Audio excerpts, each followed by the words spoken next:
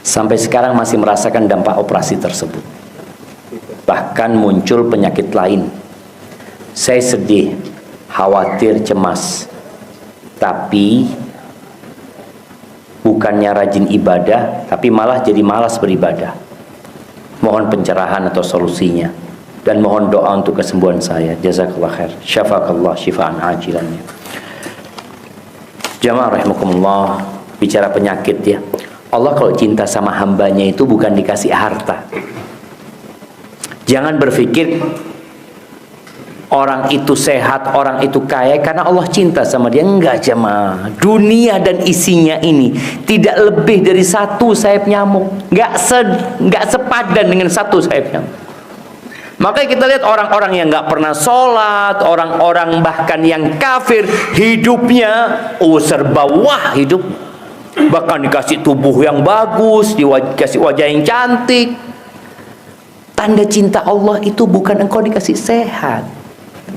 Kata Nabi SAW, "Idza ahabballahu abdan ibtalah." Allah kalau cinta sama hamba dikasih bala. Bala ini tanda cinta. Bala itu menghapuskan dosa, bala itu mengangkat derajat. Tapi orang yang dikasih bala kemudian jauh dari Allah, malas beribadah, biasanya ada suudzon sama Allah. Dia merasa nggak pantas dia kena penyakit ini. Kenapa aku kasih penyakit ini?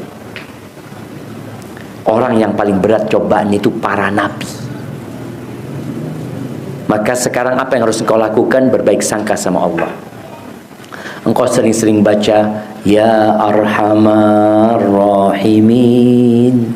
Panggil nama Allah, ya Allah yang maha pengasih di antara yang mengasihi. Irhamni ya Allah. Engkau banyak istighfar, minta ampun sama Allah Azza wa Jal.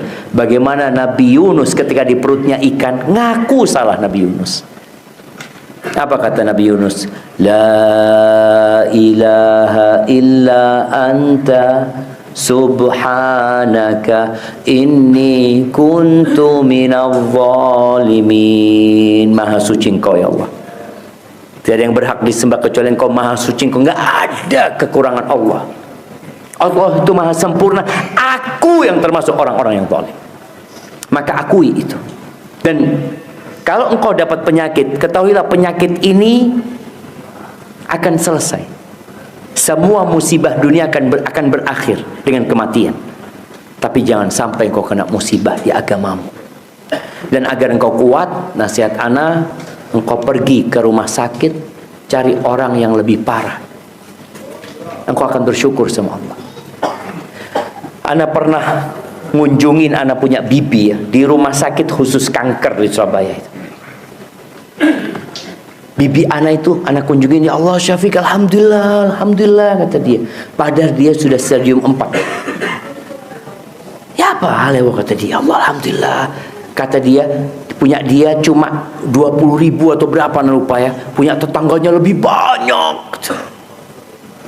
Jadi dia bersyukur kepada Allah. Kalau kau melihat kepada orang yang sehat, engkau nggak akan bersyukur. Maka lihatlah kepada yang lebih parah, niscaya engkau akan mengatakan alhamdulillah.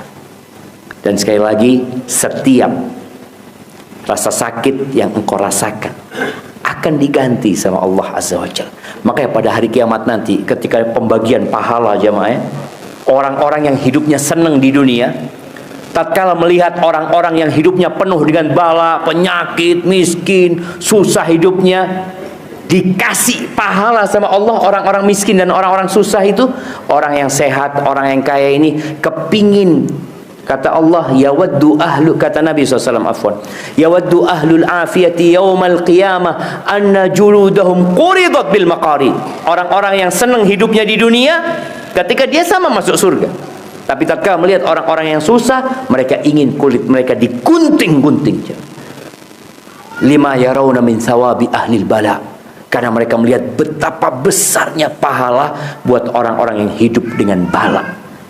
Ada orang yang balanya sampai mati dan dia masuk ke liang lahatnya bersih dari dosa.